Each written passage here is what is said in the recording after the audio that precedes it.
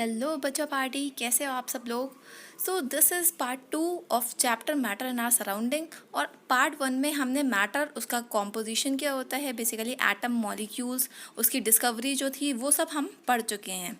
सो इस पार्ट में हम देखेंगे proof for the particles present in the matter. भाई प्रूफ भी तो चाहिए, प्रूफ के बेसिस पे ही तो आप कह सकते हो कि भाई ये चीज़ इसमें प्रेजेंट है। सो प्रूफ जो था वो दो क्राइटेरिया थे, उसके दो बेसिस थे। First is experimental basis, next one is R motion basis. अब देखो नाम से ही क्लियर हो रहा है, एक्सपेरिमेंटल बेसिस का मतलब क्या है, ऑब्जर्वेशन जो भी होंगी वो एक्सपेरिमेंट्स के थ्रू होंगी। ठीक है, सो एक्सपेरिमेंटल बेसिस में देखते हैं एक बार हम। Dissolving solid in the liquid, हम क्या कर रहे हैं, सिंपली सॉलिड को लिक्विड में डिजॉल्व कर रहे हैं। एंड एक चीज़ तो हमको बहुत अच्छे से पता है, यूनिवर्सल सॉल्वेंट हमारा क्या होता है, वाटर होता है। वाटर क्यों होता है यूनिवर्सल सॉल्वेंट, क्योंकि वाटर में हर एक चीज़ ईजिली डिजॉल्व हो जाती है, राइट। सो हमने क्या करा, अपने ने सिंपली एक कंटेनर ले रखा है, उसमें वाटर डाला है और उसमें हमने क्या डाला है, शुगर डाला है। ठीक है, शुगर यहाँ पर सॉलिड हो गया, वाटर क्या हो गया, लिक्विड हो गया। अब जब हम उसको मिक्सअप करेंगे किसी भी स्पून वगैरह के थ्रू या किसी भी आप बर्तन ले लो कोई भी, उसके थ्रू आप क्या करोगे, उसको मिक्सअप करोगे। जब मिक्सअप करोगे तो होता क्या है, थोड़ी देर बाद आप देखोगे वो चीनी धीरे धीरे क्या हो जाएगी, मिलने लगेगी उसके अंदर, और वो सॉल्यूशन कैसा हो जाएगा, शुगर सॉल्यूशन तैयार हो जाएगा वो। एंड इस केस में क्या होगा, वाटर जो होगा हमारा वो कलरलेस हो जाएगा। बट कभी ये सोचा है कि वो शुगर जाती कहाँ है, वो शुगर के जो पार्टिकल्स हैं वो जाते कहाँ हैं, सोचने वाली बात है ना। तो शुगर के पार्टिकल्स पता है कहाँ जाते हैं, जो वाटर के जो यहाँ पर पार्टिकल्स हैं उनके बीच में आप देख रहे हो स्पेस प्रेजेंट होता है, तो थोड़ी थोड़ी सी जगह होती है, तो वहाँ जाके वो शुगर के पार्टिकल्स जो हैं उस स्पेस में चले जाते हैं।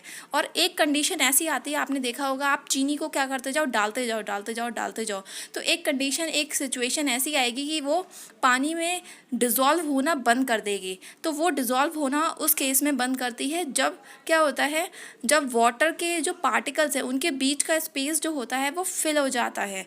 और जब स्पेस फिल हो जाएगा तो वो उन्हें कोई स्पेस नहीं मिलेगा, शुगर के पार्टिकल्स को कोई जगह नहीं मिलेगी।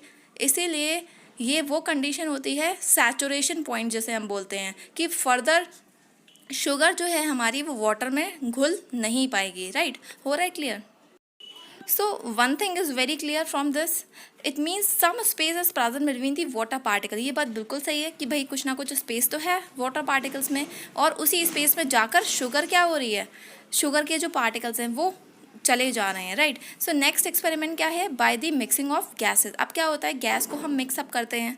सो हमने ये इस टाइप का सेटअप ले रखा है, इसमें दो जो है वो पार्ट हैं, एक बॉटम पार्ट है, एक अपर पार्ट है, राइट। सो बॉटम पार्ट में हम क्या कर रहे हैं, हमने ब्रोमीन के वेपर डाले हैं। अब ब्रोमीन के जो वेपर्स हैं वो किस कलर के होते हैं, वो होते हैं रेड ब्राउन कलर के, और ऊपर वाला पार्ट ब्लैंक है, खाली है। अब खाली है तो दैट मीन्स वहाँ पर कुछ नहीं है, तो कुछ नहीं है इसका मतलब क्या होगा, वहाँ पर एयर तो होगी, क्योंकि एयर हमें पता है कैसा नेचर होता है, इसका कलरलेस होता है। और बहुत सारी गैसेस का क्या होता है, एयर मिक्सचर होता है, कॉम्पोजिशन होता है वहाँ पे अलग अलग गैसेस का। सो होता क्या है, थोड़ी देर बाद क्या होगा, आप ये ऑब्जर्व करोगे, ब्रोमीन के जो वेपर हैं वो नीचे वाले पार्ट से धीरे धीरे ऊपर वाले पार्ट पे जाने लगेंगे। अब ऐसा होता क्यों है, सही बात है। सो ब्रोमीन गैस जो होती है वो एक्चुअली में हवा से जो है वो हैवी होती है, भारी होती है, जिसकी वजह से वो ऊपर की तरफ जाने लगती है। हो रही है क्लियर। सो गाइज हमने एक्सपेरिमेंटल बेसिस क्लियर कर लिया है। सो अब देखते हैं मोशन बेसिस, राइट। सो मोशन बेसिस को क्लियर करने के लिए सबसे पहले हमको दो जो टर्म्स हैं उनको समझना होगा, दैट इज़ पॉलन। पॉलन क्या होता है, दैट इज़ पॉडरी सब्सटेंस। ठीक है, एक पॉटर जैसा छोटा सा सब्सटेंस जो होता है वो क्या होता है, वो एक फ्लावर के मेल पार्ट से निकलता है। ठीक है, अब फ्लावर जो है हमारा उसके दो पार्ट्स होते हैं, दैट इज़ मेल पार्ट और दूसरा वाला होता है फीमेल पार्ट। मेल पार्ट को हम लोग बोलते हैं स्टेमन एंड फीमेल पार्ट को बोलते हैं पिस्टल। ठीक है, तो हमको फीमेल पार्ट से मतलब नहीं है, मेल पार्ट से निकलता है एक पाउडर वाला सब्सटेंस जिसको हम क्या बोलते हैं, pollen, right. Next thing is pollen grain. अब बात आती है पॉलन में कुछ क्या होते हैं, छोटे छोटे से पार्टिकल्स होते हैं वो बहुत ही ज़्यादा लाइट होते हैं, ठीक है, बहुत ही हल्के हो रहते हैं। सो इतने ज़्यादा हल्के होते हैं कि वो हल्की सी विंड स्पीड होगी तो तुरंत उड़ जाएंगे, राइट। सो उनको हम क्या बोलते हैं, पॉलन ग्रेन। एंड इसको देख लेते हैं एक बार फिगर को। सो ये क्या है, ये यहाँ पर वाटर पार्टिकल्स हैं अंदर और इनविजिबल उनका मूवमेंट है, मीन्स वो हमको विजिबल नहीं होते, वो हमको दिखाई नहीं देंगे, ठीक है। और ये जो पर्टिकुलर जिगजैग आप मोशन देख रहे हो, कॉन्टिन्यूस नहीं है ये। सो ये जो है ये पॉलन ग्रेन का यहाँ पर मूवमेंट है, right. So next thing is the Brownian motion. Brownian motion जो था वो किसने दिया था, रॉबर्ट ब्राउन ने दिया था, दैट इज 1827 में। एंड उन्होंने माइक्रोस्कोप के थ्रू उसका जब ऑब्जर्व करा तो उनको कुछ कॉन्क्लूजन्स वहाँ से उन्होंने फाइंड आउट करे, राइट। सो उन्होंने फाइंड आउट करा कि पॉलन ग्रेन्स जो होते हैं वो बहुत फटाफट से क्या करते हैं, मूव करते जाते हैं। और उनका जो पाथवे है, कैसा पाथवे है, जिगजैग पाथवे है, मीन्स कोई रेगुलर पाथवे नहीं है, रैंडम मोशन है, ठीक है। कोई ऐसा नहीं है कि पर्टिकुलर एक जगह से दूसरी जगह एक कोई डेफिनेट पाथ में हो, कोई डेफिनेट नहीं है, right. So next thing is that उन्होंने जो ऑब्जर्व करी कि जितना ज़्यादा वाटर आपका हॉट होगा उतना ज़्यादा उतनी तेज स्पीड से पॉलन ग्रेन्स जो हैं वो मूव करेंगे।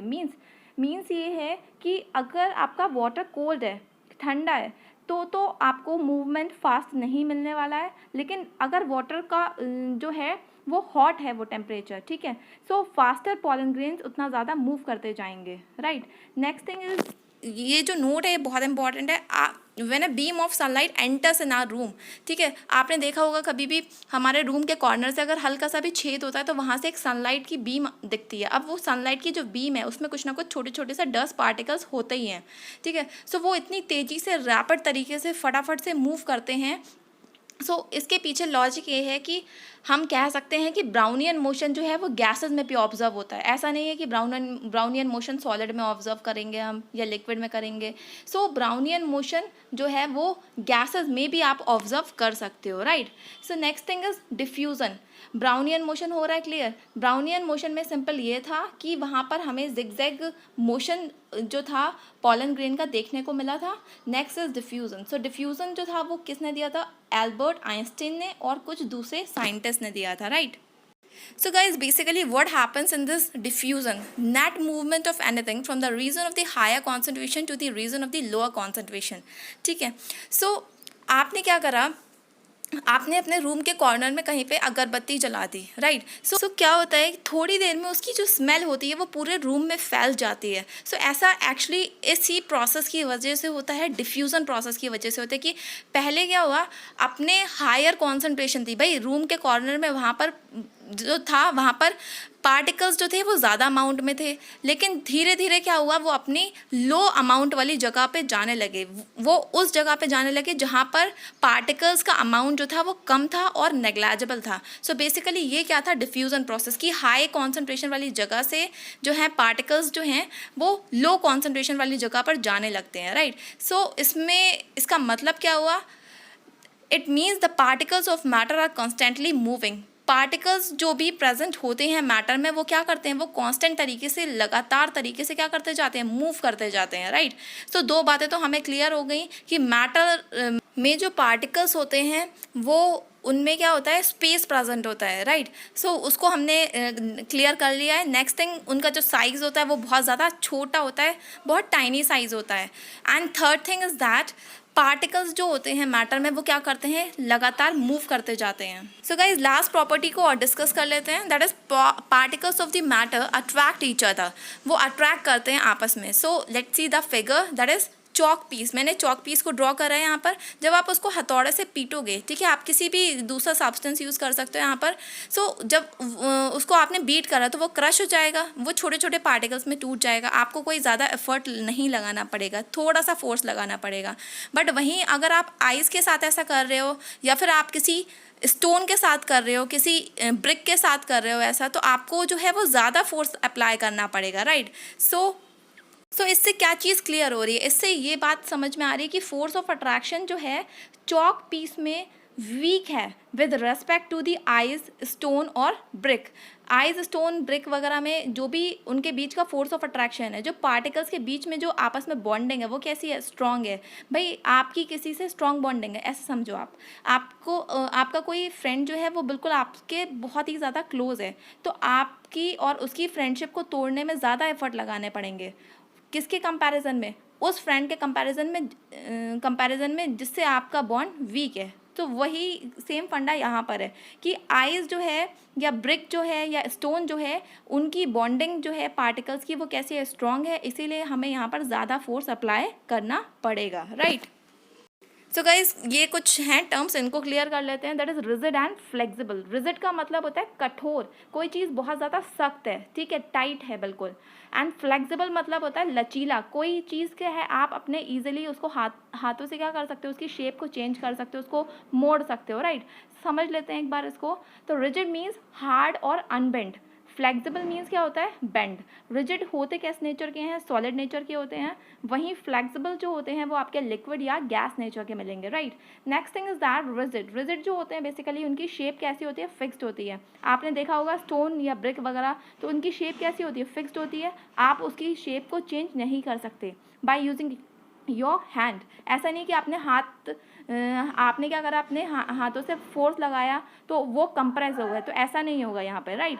Next thing is that flexible जो होते हैं बेसिकली वो जो भी आप वेसल ले रहे हो या जो भी यूटेंसिल ले रहे हो वो उसकी शेप को ले लेते हैं, right. Next thing is that rigid में आपको बहुत सारे एग्जाम्पल्स देखने को मिल जाएंगे। चॉक है, ब्रिक है, स्टोन है, एंड आपका माउंटेन हो गए, रॉक्स हो गए। सो ये सब क्या है, रिजिड नेचर के हैं।